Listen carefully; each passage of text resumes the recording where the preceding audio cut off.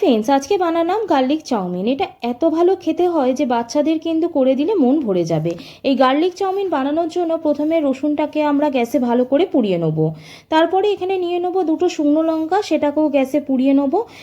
এই রসুন আর শুকনো লঙ্কাটা মিক্সার জারে দিয়ে একটা পেস্ট আমরা বানিয়ে রেখে দেবো। কড়াইতে দিয়ে দেবো জল, জলটা গরম হলে দিয়ে দেবো নুন আর রিফাইন অয়েল।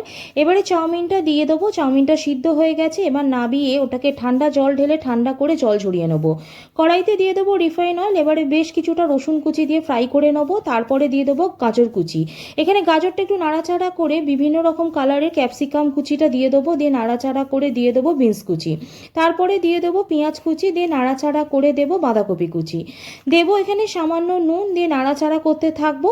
এবারে সমস্ত সবজিগুলো একটু হালকা সিদ্ধ হয়ে এলে এবারে আমরা চাউমিনটা দিয়ে দেবো। এবারে খুব ভালো করে সবজিগুলোর সাথে চাউমিনটা কিছুটা মিশিয়ে নেবো। দিয়ে দেবো এবার সসগুলো। দেবো soya sauce, tomato sauce, chilli sauce দেবো, রেড পেপার সস দেবো, রসুন আর শুকনো লঙ্কা পুড়িয়ে যে পেস্টটা বানিয়েছিলাম সেটা দিয়ে দেবো। দিয়ে দেবো গোলমরিচ গুঁড়ো আর সামান্য চিনি, দিয়ে ভালো করে মিশিয়ে নেবো। ব্যাস রেডি আমাদের গার্লিক চাউমিন। রেসিপি কেমন লাগলো অবশ্যই জানিও। যদি ভালো লাগে চ্যানেলটা সাবস্ক্রাইব করে যাও। সকলে ভালো থেকো, বাই।